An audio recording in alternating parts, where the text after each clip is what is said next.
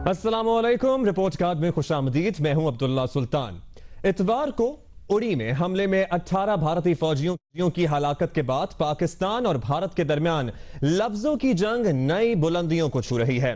भारत के वजीर मुमलिकत बराए उमूर खारजा वीके सिंह के मुताबिक हम ठंडे दिमाग और मुनासिब मनसूबा बंदी के बाद दंदान शिकन जवाब देंगे। दूसरी तरफ भारत का बेलगाम मीडिया, इसकी क्या ही बात करें, और सियासतदानों की तोपों का रुख पाकिस्तान की तरफ है। हमेशा की तरह पाकिस्तान उड़ी हमले को कश्मीर में जारी मजालिम से तवज्जो हटाने की कोशिश करार दे रहा है। वजीर आजम नवाज शरीफ पहले ही अमरीका में आलमी रहनुमाओं की तवज्जो मकबूजा कश्मीर में जुल्म तशद्दुद की तरफ दिलाने की तगोदों में मसरूफ है। मुशीर खारजा सरताज अजीज कहते हैं कि भारत का पाकिस्तान के ऊपर बेबुनियाद इल्जामात लगाना पुराना वतीरा है, जबकि अक़वाम मुत्तहिदा जिनेवा में पाकिस्तान की मुस्तकिल मंदूब तहमीना जंजुआ कहती हैं कि हिंदुस्तान अपने पड़ोसी मुमालिक में दहशतगर्दों को मदद फराहम कर रहा है और रियासती दहशतगर्दी को तक़वियत दे रहा है।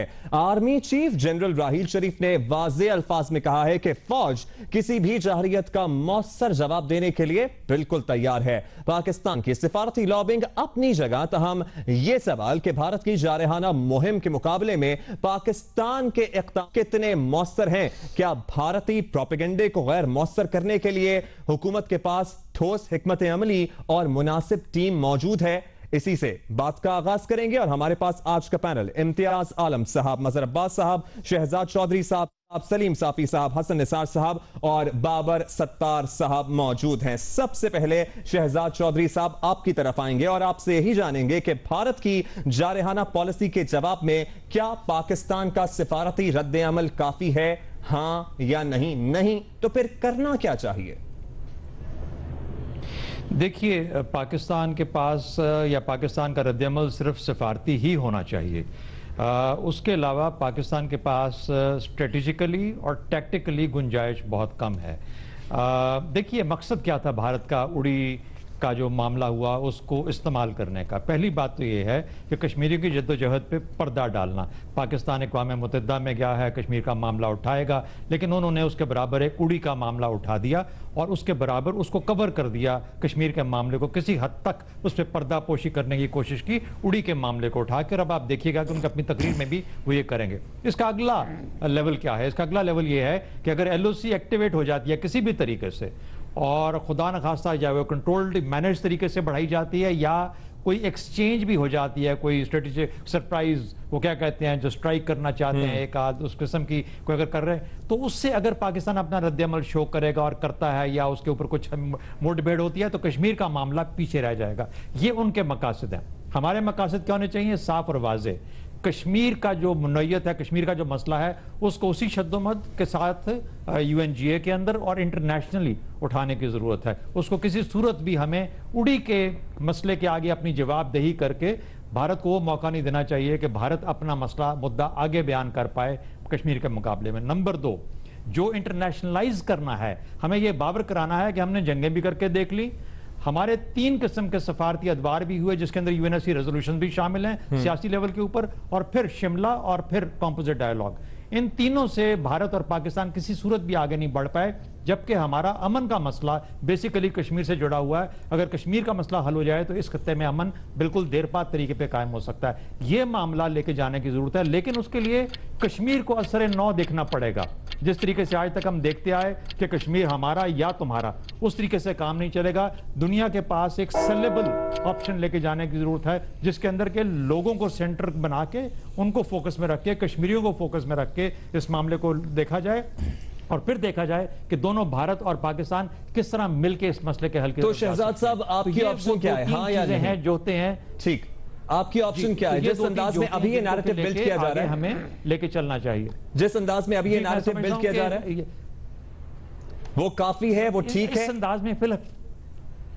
देखिए, फिलहाल तो अभी ये दूसरा दिन है, अभी पाकिस्तान की टीम उधर बैठी है, पाकिस्तान की टीम वापस आएगी, उसको इस तरीके से सोचना पड़ेगा, UNGA में अपना जो मुकदमा है बहुत जोर से पेश करना पड़ेगा।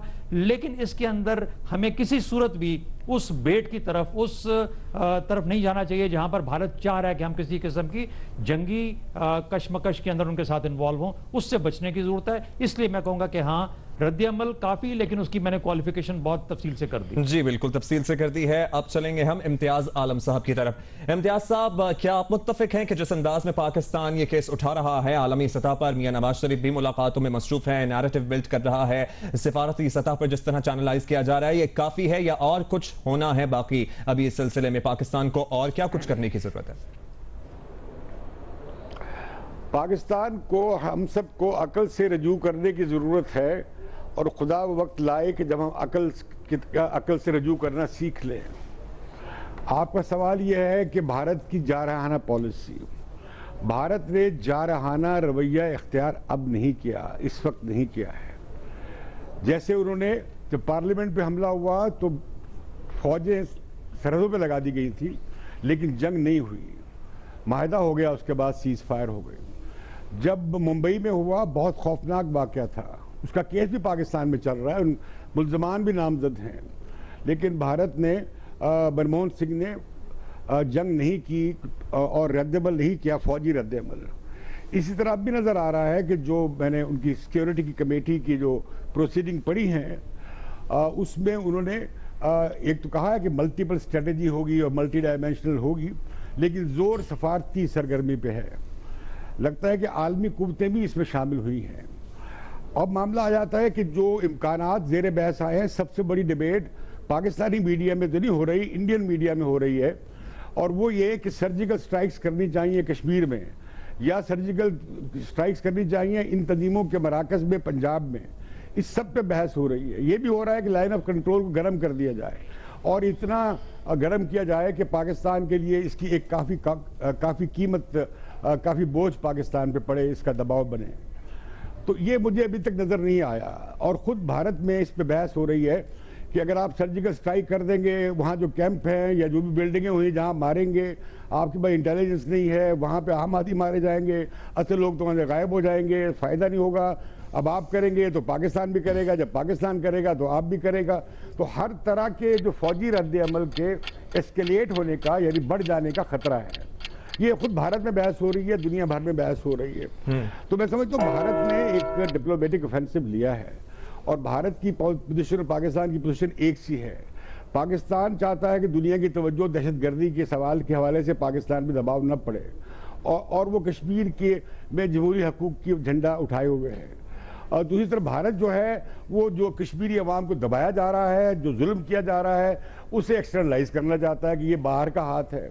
ठीक है, तो इम्तियाज आलम साहब, आप नहीं का ऑप्शन ले रहे हैं, क्या ये समझा जाए? इससे ज्यादा जो सफारती सरगर्मी पाकिस्तान ने की है, इसके अलावा हम वजीर आज़म नवाज शरीफ से कौन सी तोप चलाने की तवक्को रखते हैं? मैं समझता हूँ काफी उन्होंने उठाया है, और अब फाइनली क्या हुआ है कि दरखास्त वो फिर अमेरिका से कर रहे हैं, जिन्होंने कहा है कि भारत के साथ जो के खिलाफ। और ठीक है, इम्तियाज आलम साहब का ये कहना है कि इससे ज्यादा क्या तोप उठाने की तवक्को की जाए। हसन निसार साहब, आप क्या समझते हैं कि मुनासिब है जो रद्द-ए-अमल पाकिस्तान की तरफ से आ रहा है?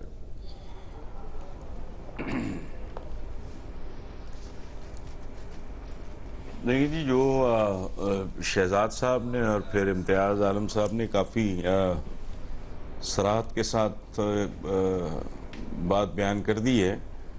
इसमें मैं सिर्फ एक आध इजाफा करना चाहूँगा। पहली बात यह है कि मनमोहन की बात हुई तो बदकिस्मती से मौजूदा जो भारतीय क़यादत है उसका और मनमोहन सिंह का मवाजना मेरा ख्याल है को बहुत ज़्यादा मुनासिब बात नहीं है, चूँकि ये डेफिनेटली वैसी मुदब्बर क़यादत नहीं। दूसरी बात ये कि आपने अपने इंट्रो में मेरा ख्याल है थोड़ा स्वीपिंग स्टेटमेंट दे दिया इंडियन मीडिया के हवाले से। मैंने वहाँ होशमंदाना भी चंद बातें सुनी हैं और मेरा ख्याल है कि हमारे मीडिया की तरफ से उसको अप्रिशिएट किया जाना चाहिए, क्योंकि वहाँ इस तरह की आवाज़ें भी उठ रही हैं कि किसी सबूत के बगैर आप लोग पाकिस्तान को किस तरह और कैसे ब्लेम कर सकते हैं। फिर एक रिटायर्ड जज ने कहा है कि बीजेपी के सियासतदान बेवकूफ हैं, वो हामिद मीर साहब ने अपने प्रोग्राम में चलाया, लालची हैं और बदजात हैं। जो वो मुझे उस प्रोग्राम का नहीं पता, मैं तो आपको जो मैंने सुना मैं आपको बता रहा हूं। और ये कि वो अपने लोगों को तकसीम कर रहे हैं। फिर वहां से ये आवाज भी आई है कि बुनियादी तौर पे तेल के डिपो में आग लगने से फौजी हलाक हुए हैं और भारतीय कह रहे हैं 12 ब्रिगेड हेडक्वार्टर पे हमले का दावा कर रहे हैं वो, जबकि हकीकत में ये हादसा 10 डोगरा बटालियन के हेडक्वार्टर में पेश आया। सो मेरी सिर्फ इतनी गुजारिश है कि जितने हजियानी और हिजानी अंदाज में उनका जनरली मीडिया बिहेव कर रहा है, हमें सिर्फ इतना कर लेना चाहिए कि अगर वहां से कोई कुछ सीनियर वॉइसेस हैं उनको हम अप्रिशिएट करें। बाकी मैं totally agree with what Shahzad साहब और फिर इम्तियाज आलम सेड। ठीक, हसन निसार साहब ने भी हाँ का ऑप्शन लिया और आपका ये कहना है कि सीनियर वॉइसेस को प्रमोट करना चाहिए। सलीम साफी साहब, आप क्या मुत्तफिक हैं इन तीनों पैनलिस्ट की राय से, या फिर आप समझते हैं कि कोई मजीद जरा और जारहाना अंदाज में मियां नवाज शरीफ को इस मौजू को उठाना चाहिए और हुकूमत को और इक़दाम करने चाहिए? देखिए, रद्द-ए-अमल तो ज़ाहिरी बात है कि सफारती सतह तक ही महदूद होना चाहिए, लेकिन वो मरबूत होना चाहिए और जारहाना की बजाय आक़िलाना होना चाहिए। अब इसमें बदकिस्मती ये है कि जब हम अपना और इंडिया का मुवाजना करते हैं तो एक तो जो इंडियन की पॉलिसी है वो ये कि वो मुस्तकिल तौर पर पूरी मुस्तकिल मिजाजी के साथ उनका फॉरेन ऑफिस, उनका मीडिया और उनके इदारे वो पाकिस्तान को बदनाम करने में मगन रहते हैं, वो पाकिस्तान को टेररिस्ट या टेररिस्ट का हमदर्द स्टेट साबित करने में मगन होते हैं। लेकिन पाकिस्तान में ये होता है कि हमारा फॉरेन ऑफिस भी, हमारे इदारे भी और हमारे सियासी कायदीन भी वो भूल जाते हैं, और जब कोई कश्मीरी ख़ुद कुर्बानी दे के इस मसले को ताज़ा कर लेते हैं तो फिर हमें और हमारी मीडिया को भी और हम सबको और हुकूमत और फॉरेन ऑफिस को कश्मीर का मसला और इस हवाले से अपनी सफारतकारी याद आ जाती है। दूसरा फ़र्क ये है कि हिंदुस्तान के अंदर पाकिस्तान से मुतालिक जो पॉलिसी है उस पर उनकी सिविल मिलिट्री लीडरशिप पूरी तरह एक पेज पे नज़र आती है। पाकिस्तान में हमें उसी तरह की हमाहंगी नज़र नहीं आती, सिर्फ टेक्टिकल लेवल पे नहीं बल्कि बाज़ औक़ात अप्रोच के लिहाज से भी। तीसरा, उनको ये सबकत हासिल है कि इस मामले में बाई एंड लार्ज उनका पूरा मीडिया पाकिस्तान के उससे मुतालिक एक ज़ुबान होता है। हमारे यहाँ ये हुआ है कि ये दरनों की एपिसोड में जिस तरह आगे पीछे पाकिस्तानी मीडिया को तकसीम किया गया है, तो बदकिस्मती से इस हवाले से भी वो रिफ्लेक्शन कहीं ना कहीं नज़र आता है, वो खामी पाकिस्तानी मीडिया के नज़र आती है। फिर एक और ये कि हिंदुस्तान का फॉरेन ऑफिस वो बहुत ज़्यादा एक्टिव है, वो ताकतवर भी है, वो खुद मुख्तार भी है और एक्टिव भी है। हमारे यहाँ फॉरेन ऑफिस तो पहले से कमज़ोर था और आजकल तो बिल्कुल ज़ईफ़ है, दो ज़ईफ़ों के हाथ में है। तो मैं समझता हूँ कि इसके लिए हमें बहुत सारी एफर्ट्स करनी होगी। अब ये जो मौका आ रहा है कल प्राइम मिनिस्टर को यूएन जनरल असेंबली से खिताब में जी, तो चूंकि उनके सामने टास्क और चैलेंज बहुत बड़ा है, इसलिए मेरी एक ये भी रिक्वेस्ट होगी कि प्राइम मिनिस्टर को उर्दू में खिताब करना चाहिए मेरी तरह, चूंकि उनकी भी अंग्रेज़ी ऐसी है, और फिक्रों का इंतखाब भी, ताकि कम से कम वक्त में वो मुअस्सर तरीके से पाकिस्तान के केस को वहाँ ये सवाल हम कल के लिए जरूर रखेंगे साफी साहब के मियां मोहम्मद नवाज शरीफ को यूएन जनरल असेंबली में क्या बात करनी चाहिए, क्या एक्सपेक्ट किया जाए उनकी तकरीर से। आपने इस सवाल के लिए नहीं का ऑप्शन लिया, यानी ना काफी हैं जो अब तक इक़दाम किए गए हैं पाकिस्तान की तरफ से। जी ठीक। और बाबर सत्तार साहब, आप जो लोग हैं वो उनके बस का काम नहीं है। ठीक है, जो लोग हैं उनके बस का काम नहीं है। बाबर सत्तार साहब, आप भी समझते हैं क्या कि पाकिस्तान का फॉरेन ऑफिस ज़ईफ है और जो लोग हैं उनके बस का काम नहीं है? और शहजाद चौधरी साहब ने कमेंट दिया था कि सेलेबल ऑप्शन हमें ढूंढनी चाहिए, तो वो saleable option which the world can buy, who would come up with that? देखिए, पहली बात तो ये कि बड़े एहतराम के साथ साफी साहब से थोड़ा डिसएग्री करते हुए, इंडिया में उनके मीडिया में हमें एक हमेशा इस तरह के इवेंट्स के बाद एक बड़ा कन्फॉर्मिस्ट कंसेंसस नज़र आता है, जिसमें बड़े बुनियादी सवाल इमीडिएटली नहीं पूछे जाते, आहिस्ता आहिस्ता बाद में लोग निकलते हैं। अरुंधति रॉय कोई आर्टिकल लिखती हैं और लोग बात करते हैं। बुनियादी सवाल है कि आप अटैक के 10 मिनट बाद या 2 घंटे बाद या 6 घंटे बाद आपने कैसे हतमी फैसला दे दिया कि पाकिस्तान ने करवाया, इस तरह के सवाल। और मीडिया का काम है कि वो बेसिक सवाल उठाए, और अगर पाकिस्तान का मीडिया बुनियादी सवाल उठाता है जिसमें वो स्टेट के नैरेटिव को भी क्रिटिक करता है, तो ये एक हेल्दी इन्वायरमेंट क्रिएट करता है जिसमें झूठ नहीं आप अपनी कौम को बेच रहे, आप सवाल उठा रहे हैं और फिर आप स्टेट को अपॉर्चुनिटी दे रहे हैं कि वो उनके जवाब दे सके, क्लैरिफाई कर सके। तो ये कोई हेल्दी ट्रेडिशन नहीं है इंडियन मीडिया की, जो हमें आजकल भी नजर आ रही है वहां पे, जिसमें एक वॉर मॉन्गरिंग, जिसके बेसिस के ऊपर आपने अपना सवाल भी तश्कील दिया कि जारहाना पॉलिसी तो वो भी बनाने की कोशिश कर रहे हैं, उन्होंने बनाई नहीं है। सो जब बनेगी तो फिर हमारे सामने आएगी।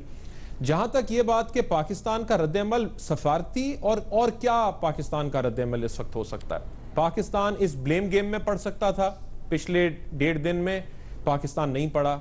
हम उड़ी के इशू को लेके, कश्मीर के इशू को छोड़ सकते थे, हम क्लैरिफिकेशंस देने में आ जाते। हम अभी तक कम से कम नहीं नजर आया कि इस तरह की कोई बात हुई हो।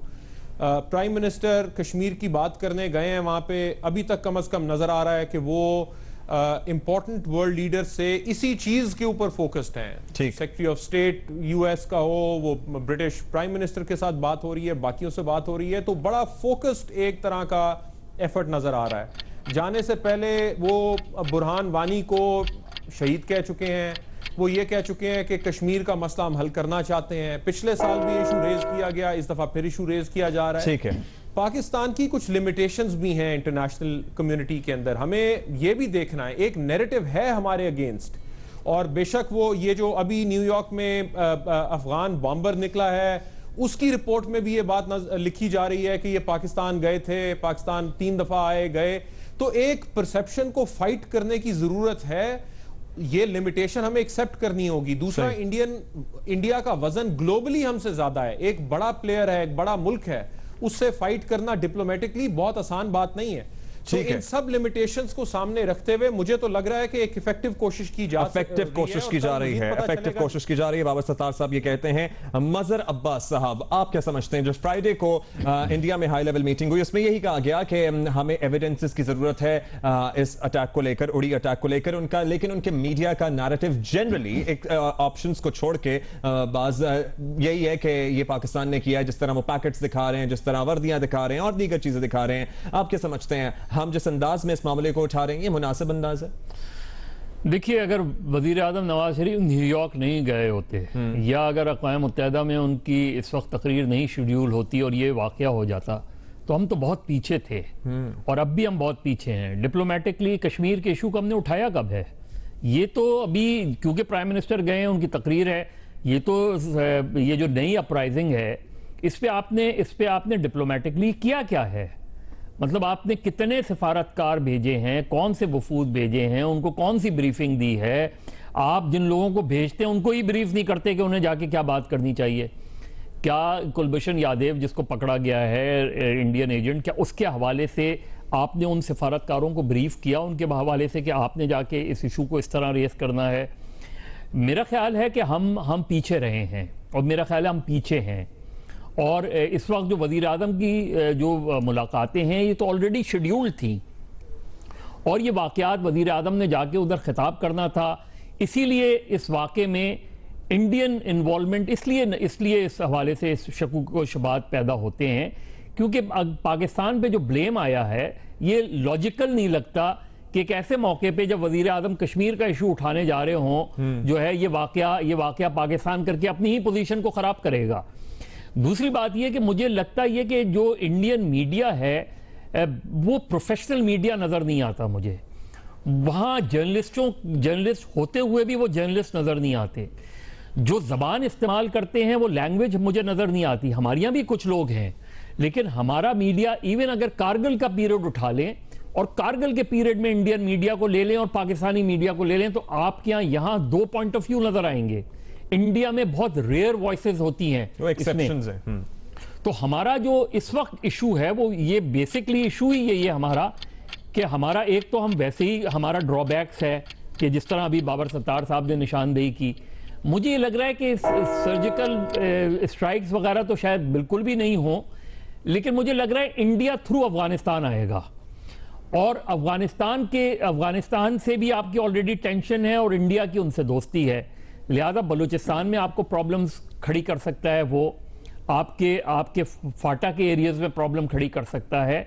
डायरेक्टली मुझे लगता है कि बात वेस्टर्न बॉर्डर से ही आएगी, ईस्टर्न बॉर्डर से नहीं पॉइंट उठाया, वो कह रहे हैं कि इंडिया थ्रू अफगानिस्तान आएगा, बलोचिस्तान में और फाटा में प्रॉब्लम्स क्रिएट कर सकता है, यानी मजहर अब्बास साहब नहीं का ऑप्शन लिया आपने? जी एक बात ठीक, हमारे पास 4 हाँ के ऑप्शंस हैं। जी इम्तियाज आलम साहब कुछ कहना चाह रहे हैं आप?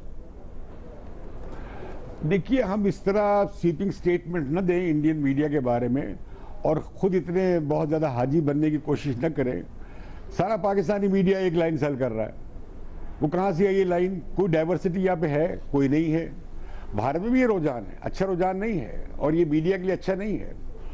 दूसरी बात ये कि मैं रिमाइंड कराना चाहता हूँ वजीर आजम को भी और इस्टेब्लिशमेंट को भी कि आज हमारे 3 फॉरेन सेक्रेटरीज ने, जिनमें कम से कम 2 हॉक हैं और एक कुछ सेमी डव हैं और एक नेशनल सिक्योरिटी एडवाइजर ने डॉन में एक इज्तिमाई मजमून लिखा है और उन्होंने जो जोर दिया है, अकल की बातें की हैं कि पाकिस्तान को अपनी पॉलिसीज बदलने की जरूरत है और बहुत अच्छी तजावीज दी हैं। मेरा ख्याल है उस पर मीडिया को भी गौर करना चाहिए, हुक्मरानों को और फॉरेन ऑफिस को भी, और सबको गौर करना चाहिए। जल्दी से मज़े साहब टाइम कमें। देखिए, किसी के कमेंट को स्वीपिंग स्टेटमेंट कहना भी स्वीपिंग रिमार्क्स होते हैं। मैंने सिर्फ ये कहा है कि इंडियन मीडिया मुझे प्रोफेशनल वो नजर नहीं आता। ठीक, आप दोनों का पॉइंट आ गया। आप दोनों को एड्रेस नहीं कर रहा, आपने मेरे फौरन बात, आप दोनों का पॉइंट आ गया। इम्तियाज आलम साहब, मजहर अब्बास साहब, आप दोनों का पॉइंट आ गया। देखते हैं, देख लें, किसी दिन बहस कर लें इसके ऊपर। हम आपसे कहाँ बहस कर सकते हैं? आपने तलवार पकड़ी हुई, हम कैसे खड़े हो जाए आपके सामने? तलवार का जमाना चला गया। ठीक है। इम्तियाज आलम साहब, शहजाद चौधरी साहब, हसन साहब ने हाँ का ऑप्शन चुना है, मजहर अब्बास साहब और सलीम साफी साहब ने नहीं का ऑप्शन चुना है। यहाँ प्रोग्राम में वक्त हुआ है एक ब्रेक का। ब्रेक के बाद हम बात करेंगे MQM पाकिस्तान की। नदीम नुसरत साहब जो कि MQM लंदन के कन्वीनर हैं, उन्होंने सालगिरह की तकरीब में खिताब करते हुए कहा कि MQM दरअसल अल्ताफ हुसैन ही है, अल्ताफ हुसैन के बिना कोई MQM नहीं है। और MQM पाकिस्तान का रद्द अमल यह आया कि हमने इनके बयान से ला ताल्लुकी कर दी है। क्या बनेगा MQM पाकिस्तान का? इस ब्रेक के बाद।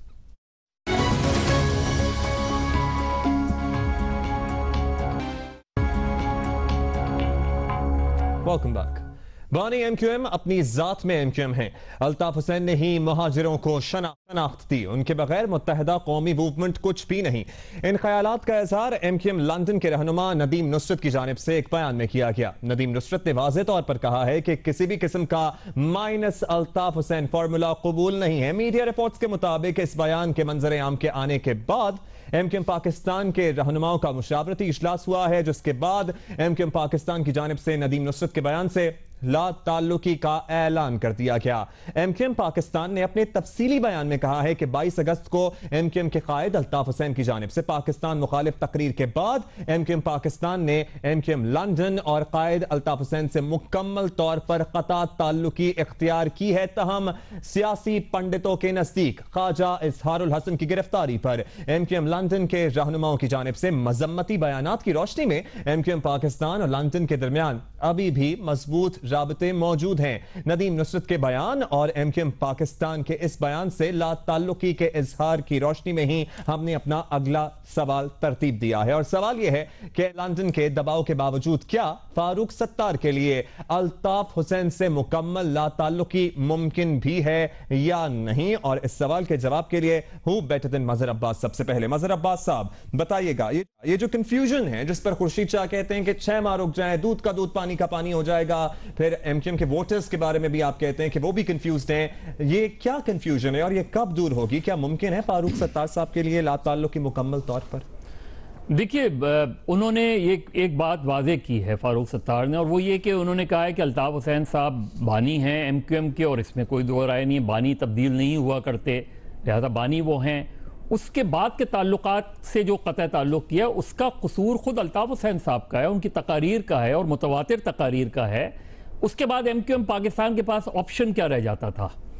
2 ऑप्शन थे, या तो वो उस तकरीर को ओन करते और MQM की पाबंदी का रास्ता हमवार करते, और या ये कि वो अपने आप को डिटैच करते उनसे चाहत, और उन्होंने वही किया। और जब उन्होंने ये पोजीशन ली तो उन्होंने बहुत से लोगों की मुश्किलात में इजाफा कर दिया, जिसमें ना सिर्फ MQM लंदन शामिल थी बल्कि पाक सरजमीन पार्टी भी और दीगर जमातें भी। इस वक्त आप देखें कि फारूक सत्तार कोई भी पोजीशन लेते हैं या लंदन कोई भी पोजीशन लेती है तो MQM के अंदर के लोग कम बोलते हैं और MQM से बाहर के लोग ज़्यादा बोलते हैं।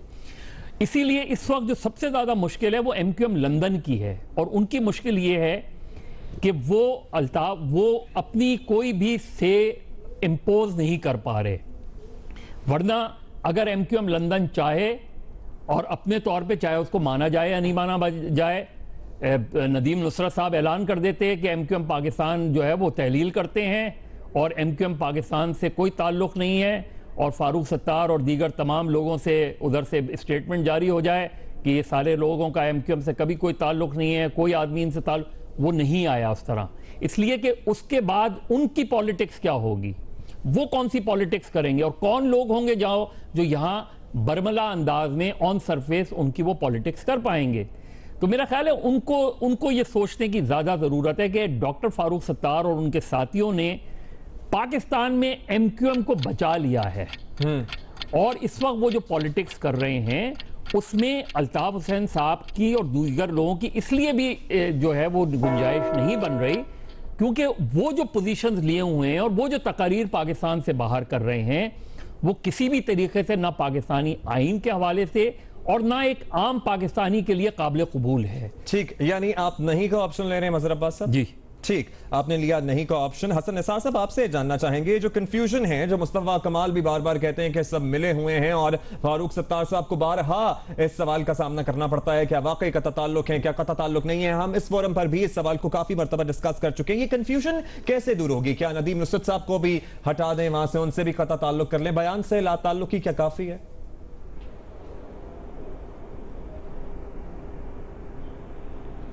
देखिए, जो नदीम नुसरत साहब ने जो कहा है ना, ये ख़ास किस्म का शख्सियत परस्ताना माइंडसेट है जो हमारे यहाँ बहुत कॉमन है। अभी जो मदर साहब कह रहे थे कि अल्ताफ हुसैन साहब से बानी होने का, MQM के बानी होने का क्रेडिट तो तारीख भी नहीं छीन सकती, लेकिन इंसानी तारीख में कोई फ़ानी कभी नागुज़ीर नहीं हुआ। सो निसाबी तौर पे, उसूली तौर पे, जौहरी तौर पे जो उन्होंने फरमाया है वो दुरुस्त नहीं है, लेकिन नदीम नुसरत साहब की अपनी मजबूरी है जो काबिल फ़हम है। बाकी मेरा नहीं ख्याल कि अब अल्ताफ साहब के लिए कोई सूरत हाल, ये MQM मौजूद रहेगी और इनको मेरा ख्याल है अब उनके बगैर, उस सहारे के बगैर ही आगे चलना। हसन निसार साहब, ये फारूक सत्तार साहब कभी ये कंफ्यूजन दूर कर सकेंगे? ये जो है क्या कभी मुकम्मल ला ताल्लुकी उनके लिए मुमकिन होगी भी या नहीं?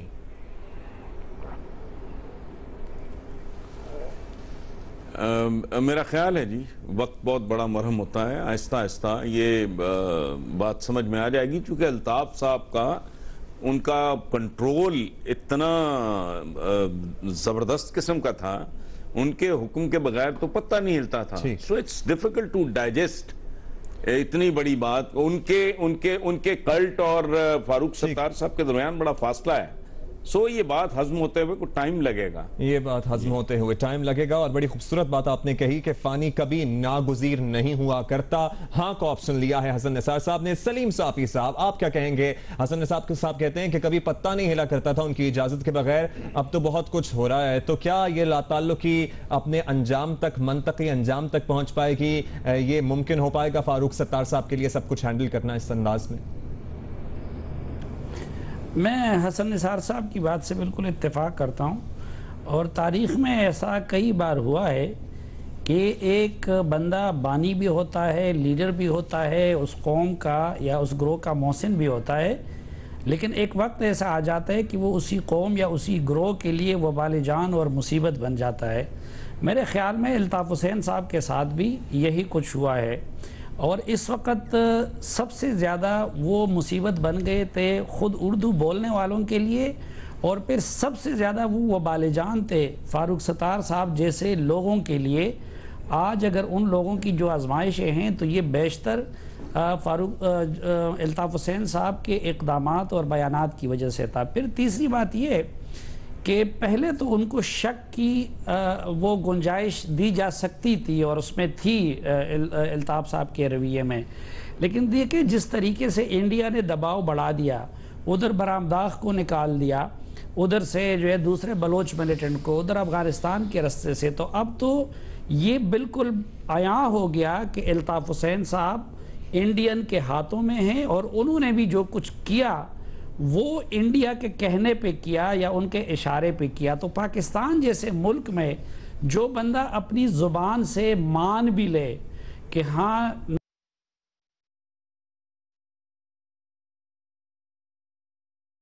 के इर्द गिर्द जो लोग लंदन में बैठे हुए हैं वो पाकिस्तान के बारे में क्या नारे लगा रहे हैं, तो उस तरह के बंदे के लिए अगर फिर पाकिस्तान में सियासत का वो इम्कान नहीं रहता और फारूक सत्तार साहब अगर अपने आप को डिटेच नहीं करेंगे और उनके साथी, तो खुद उनका सियासत वो नामुमकिन हो जाएगा। तो ज़मीनी हक़ाइक़ जो है फारूक सत्तार साहब और उनके साथियों को मजबूर करेंगे। और जिस तरह हसन साहब ने कहा कि वक्त इंसान को बहुत कुछ करने पे मजबूर कर देता है, तो उनको करना भी पड़ेगा। हाँ को ऑप्शन लिया है सलीम साफी साहब। और एक ब्रेक लेंगे, ब्रेक के बाद अपने दीगर पैनलिस्ट से इसी सवाल के बारे में भी राय लेंगे। लेकिन एक और सवाल भी इन लोगों से पूछेंगे कि क्या MQM पाकिस्तान अल्ताफ हुसैन के बगैर पनप पाएगी, सरवाइव कर पाएगी? वोट बैंक का क्या होगा? क्या ये वोट बैंक अल्ताफ हुसैन का वोट बैंक है या MQM का वोट बैंक है? एक ब्रेक के बाद।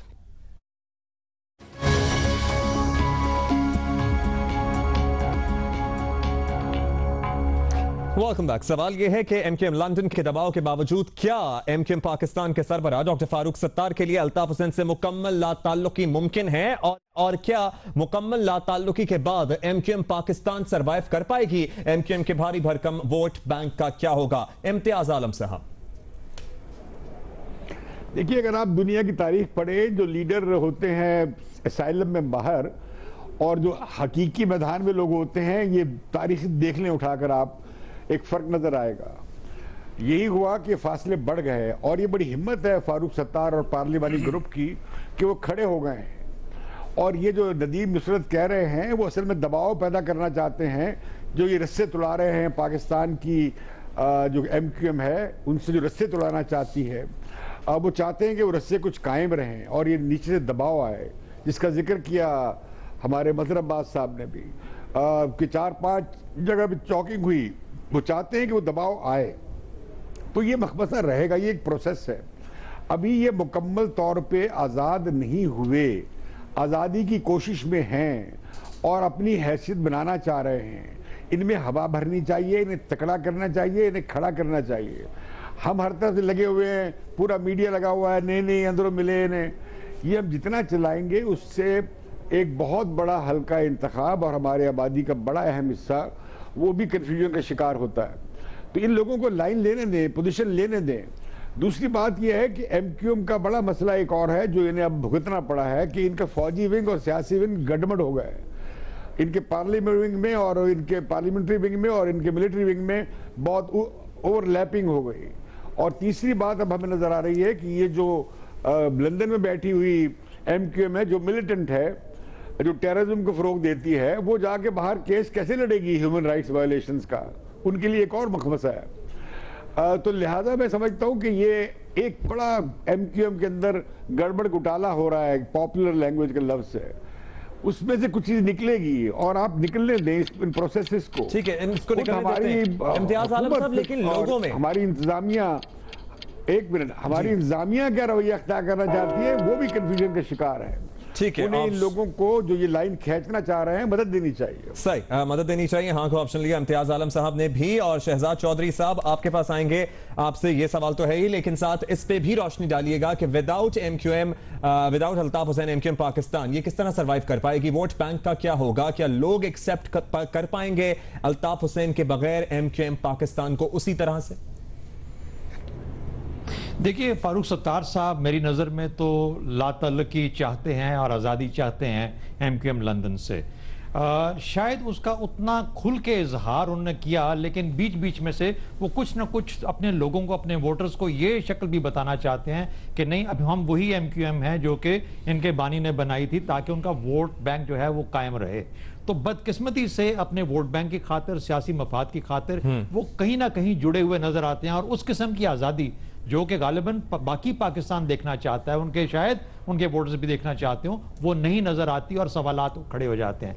लेकिन मेरा ख्याल है आपके सवाल के अंदर एक बुनियादी जो गलती मुझे नजर आती है, ये फारूक सत्तार की आजादी का मसला नहीं है, ये अल्ताफ हुसैन और उनका कबील जो है वो बदकिस्मती से एमक्यूएम से लातल्लुकी नहीं कर पाते। ठीक। और उसकी वजह है, उसकी वजह मैं आज के जवाब में जो सलीम साफी साहब ने आपको दिया और कल का जो जवाब इन्होंने दिया था जिसमें ये कहा था कि उड़ी के मामले को और बरामदा बुख्ती का या इंडियन सिटीजनशिप होना और अल्ताफ हुसैन का एंटी पाकिस्तान स्पीच करना, इन तीनों को अलग-अलग मत देखिए। हो सकता है कि ये इकट्ठी चीजें एक ही कड़ी के अंदर बंधी हुई हों, और अगर ये बात है कि पाकिस्तान की तरफ से पाकिस्तान के अंदर से दबाव बढ़ाया जा रहा है इन शक्लों के अंदर, तो फिर आपको नजर आता है कि अल्ताफ हुसैन क्यों अपने आप को आजाद नहीं कर पाएंगे या करवाना चाहते इतनी जल्दी, क्योंकि वो रेलिवेंट रहना चाहते हैं पाकिस्तान के पॉलिटिकल सीन के ऊपर, क्योंकि उन्होंने ये स्टेटमेंट्स देनी है।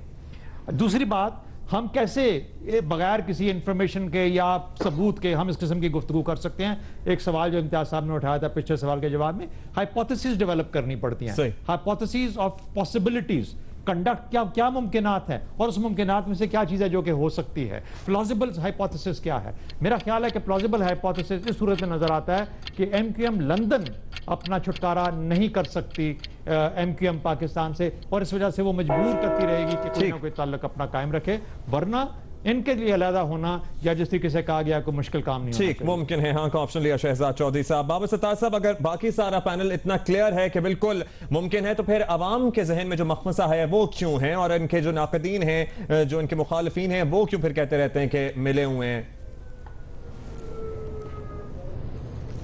पता नहीं आप किस अवाम की बात कर रहे हैं। हो सकता है अवाम के दिमाग में ये ना प्रॉब्लम हो, आपने आर्टिकुलेट कर दी जिस तरह से भी।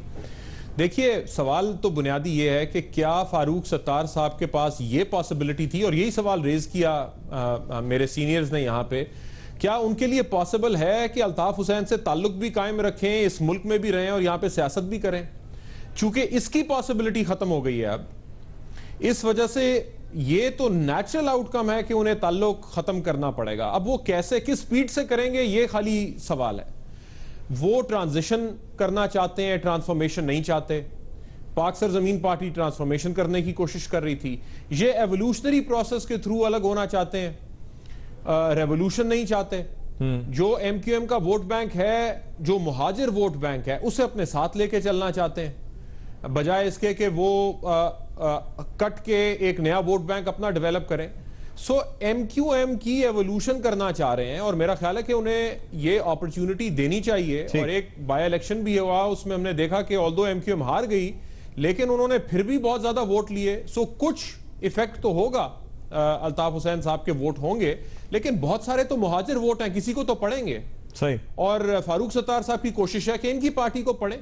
तो मेरा ख्याल है, मैं एग्री करता हूं इम्तियाज साहब की, इन्हें सपोर्ट करना चाहिए, इतना हर वक्त क्वेश्चन नहीं करना चाहिए कि ये कर पाएंगे। अगर कर पाएंगे तो इससे पाकिस्तान मजबूत होगा। सपोर्ट करना चाहिए, हर वक्त क्वेश्चन नहीं करना चाहिए। सब ने हाँ का ऑप्शन लिया है। आप सब हजरात का बहुत बहुत शुक्रिया। इसी के साथ ही रिपोर्ट कार्ड का वक्त इख्तिताम को पहुंचा। फीडबैक के लिए आप ट्विटर और फेसबुक इस्तेमाल कर सकते हैं। आपसे मुलाकात होगी अगले प्रोग्राम में।